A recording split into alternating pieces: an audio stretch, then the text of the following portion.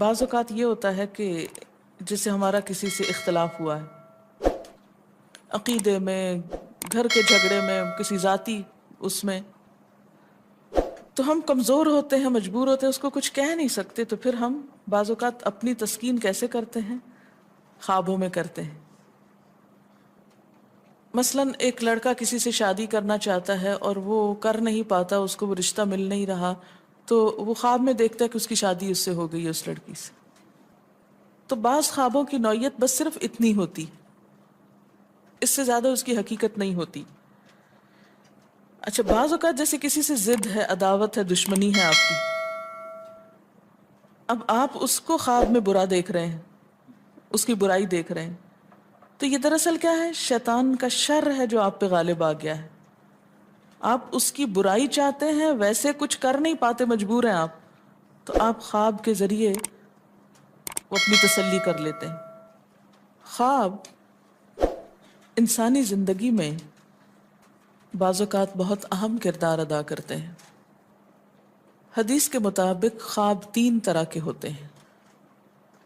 Number 1، اپنے ہی دل کی بات، حدیث و نفس، یعنی جو باتیں اپنے دل میں ہوتی ہیں، مثلا بغض ہے، حسد ہے، کسی کے بارے میں کینہ ہے، یا کوئی خواہشات ہیں، کسی سے ملاقات کو دل چاہتا ہے، تو یہ ساری جو دل کی باتیں ہوتی ہیں وہ رات کو خواب میں پوری ہو جاتی ہیں، نظر آ جاتی ہیں۔ اور آج کی نفسیات میں بھی اس کو ایسے ہی انٹرپریٹ کیا گیا ہے کہ بعض خواب انسان کی اپنی سوچ کو ریفلیکٹ کر رہے ہوتے ہیں، اس سے زیادہ ان کی کوئی حقیقت نہیں ہوتی۔ آپ خواب میں ہی سفر شروع کر دیتے ہیں اور سونے میں بھی ایک طرح سے جاگ رہے ہوتے ہیں۔ دوسری قسم کی خواب شیطان کا ڈراوا، شیطان کے وسوسے، یہاں سے شیطان کی ایفیشنسی بھی معلوم ہوتی ہے۔ نہ صرف یہ کہ وہ جاگتے میں آپ کو مختلف برے خیالات سجھاتا ہے، بلکہ سوتے وقت بھی نہیں پیچھا چھوڑتا، اور خصوصاً اگر انسان آیت الکرسی وغیرہ نہ پڑھ کر سوئے تو شیطان پاس ہی منڈلاتا رہتا ہے اور کوئی موقع جانے نہیں دیتا، حتیٰ کہ خواب میں بھی انسان کو ڈراتا ہے۔ اچھا، اس ڈرنے میں آپ دیکھیں کہ مختلف قسم کے ڈر ہوتے ہیں، کوئی مار رہا ہے آپ کو، بعض اوقات آپ رو رہے ہوتے ہیں خواب میں، بعض اوقات آپ کے اوپر ایک بوجھ محسوس ہوتا ہے کہ آپ کا سانس نہیں آ رہا ہوتا۔ یہ سب تصرفات شیطانی ہوتے ہیں۔ بعض اوقات آپ بہت گندا خواب کوئی دیکھتے ہیں، آپ کہتے ہیں میں نے بڑا گندا خواب دیکھا ہے، تو یہ بھی دراصل کیا ہے؟ شیطان۔ اور تیسری چیز خدا کی بشارت، جیسے یہ یوسف علیہ السلام کی خواب میں تھی۔ ایسے خواب کی علامت کیا ہوتی ہے کہ وہ کوئی اپنی سوچ نہیں ہوتی، نہ کبھی سوچا ہوتا ہے، کبھی دل میں خیال ہی نہیں اس بات کا گزرا ہوتا۔ اب ایک عام انسان کے دل میں کیسے یہ خیال آ سکتا ہے کہ سورج میرے سامنے جھکا ہوا ہے، یہ چاند جھکا، اور 11 ستارے، 10 بھی نہیں، 11 ہیں۔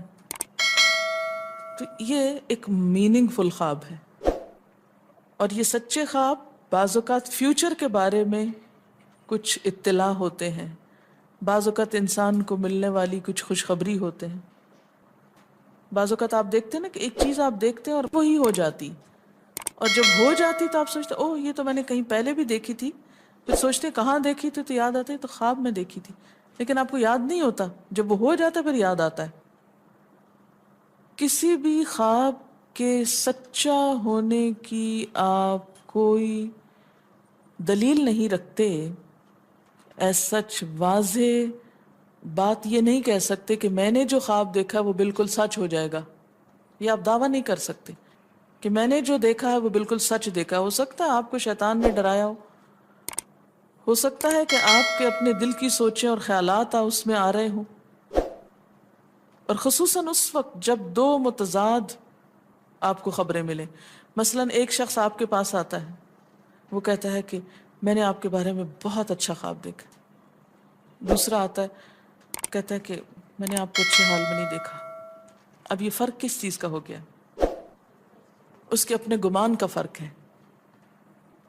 ایک آپ کے بارے میں گمان اچھا رکھتا ہے، وہ آپ کو اچھا دیکھنا چاہتا ہے، لہٰذا وہ آپ کو اچھا دیکھ رہا ہے، اور دوسرا آپ سے حسد رکھتا ہے اور وہ آپ کو ہر قیمت پہ ختم ہوتے دیکھنا چاہتا ہے، وہ ویسے تو مار نہیں سکتا آپ کو، لہٰذا خواب میں مار لیتا ہے۔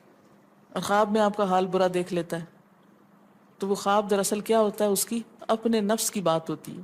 ہر عالم خواب کی تعبیر نہیں جانتا، اور ہر شخص اس کو صحیح طور پر انٹرپریٹ نہیں کر سکتا، اس لیے ہر ایک کو مت سنانے بیٹھ جائیں۔ سب سے بہترین تعبیر وہی ہوتی ہے جو انسان خود اپنے خواب کی کر سکتا ہے۔